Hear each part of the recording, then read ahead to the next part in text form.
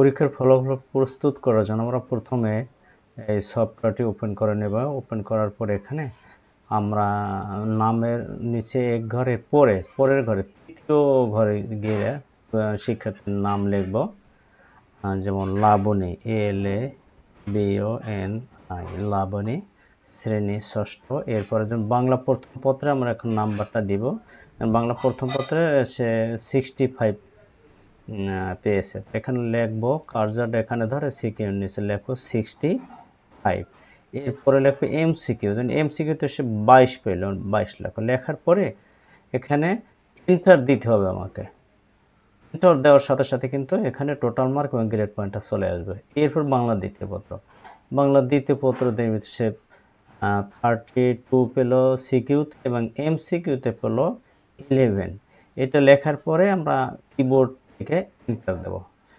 এখানে কিন্তু total mark যোগ হয়ে 43 এবং গ্রেড পয়েন্ট 5 চলে আসে। এরপর ইংরেজি প্রথম পত্র, ইংরেজি প্রথম পত্র আমি দিলাম জন্য এখানে 60 এর পর এন্টার দেবো কিবোর্ড থেকে।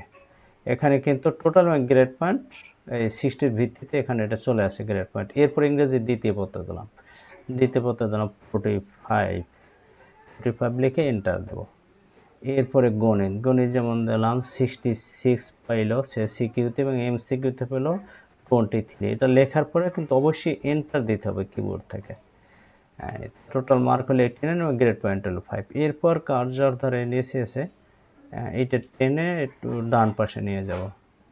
ডান পাশে নিয়ে যাওয়ার পরে আর গণিতের নাম্বার দেওয়া হলো তথ্য এবং যোগাযোগ প্রযুক্তি। সিকিউতে ধরে এখানে সিকিউতে পেল 54 এবং MCQতে পেল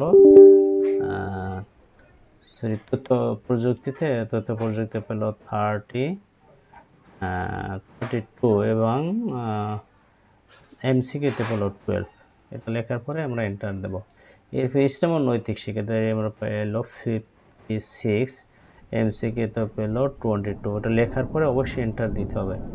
এরপরে বিজ্ঞানে ধরলাম সে পেয়েছে, বিজ্ঞানে পেল 67 এবং MCQতে পেল 27। এটা দেওয়ার পরে MCQ দেওয়ার পরে নাম্বারটা দেওয়ার পরে এরপর কিবোর্ড থেকে আমরা এন্টার প্রেস করব। এরপর কার্সার ধরে আমরা আরও ডান দিকে নিয়ে আসলাম। বাংলাদেশের বিশ্ব পরিচয় এখানে ধরে 55 পেল এবং MCQতে পেল 21 লিখে কিবোর্ড দিয়ে আমরা এন্টার দেব। এখানে সর্বশেষ সাবজেক্ট হলো বাংলাদেশ এবং বিশ্ব পরিচয়। তো এখান থেকে MCQ দেওয়ার পরে এন্টার দেওয়ার পরে কিন্তু টোটাল মার্কের সাথে সাথে এখানে মোট নম্বর চলে আসছে। অর্থাৎ পিছনে যে সাবজেক্টগুলো বাংলা প্রথম দ্বিতীয়, ইংরেজি প্রথম পত্র, ইংরেজি দ্বিতীয় পত্র, টোটাল তার যে সাবজেক্টগুলোর মোট নম্বর চলে আসছে 616। শতকরা সে নাম্বার পেয়েছে 82% এবং জিপি হয়েছে 4.61 এবং গ্রেড পয়েন্ট হলো 3। এইভাবে প্রত্যেক স্টুডেন্টের আমরা এইভাবে ইন্ডিভিজুয়ালি এখানে নাম লেখার পরে তারপর এখানে সিকিউ এবং MCQ নাম্বারটা লিখে এরপর এন্টার প্রেস করব।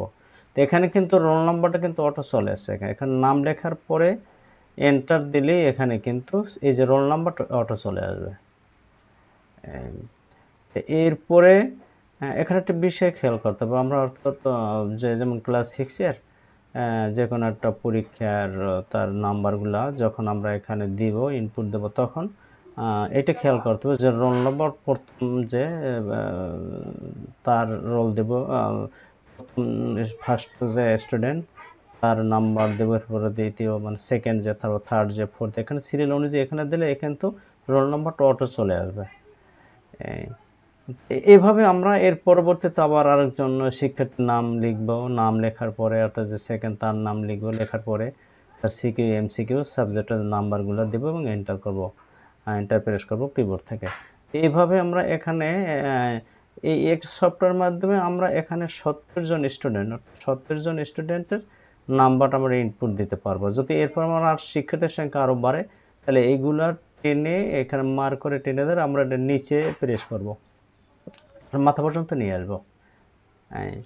তাহলে এখানে ওই শিক্ষার্থীর সংখ্যা আরও বাড়ানো যাবে। তো এভাবেই আমরা ইন্ডিভিজুয়ালি ক্লাস 6, ক্লাস 7 এভাবে আমরা শিক্ষার্থীর নাম্বারগুলো এখানে আমরা দেওয়ার পরে এখানে মোট নম্বর শতকরা সে কত পেল, এরপর জিপি এবং গ্রেড পয়েন্ট ইত্যাদি, এটা অটো জেনারেটেড হবে।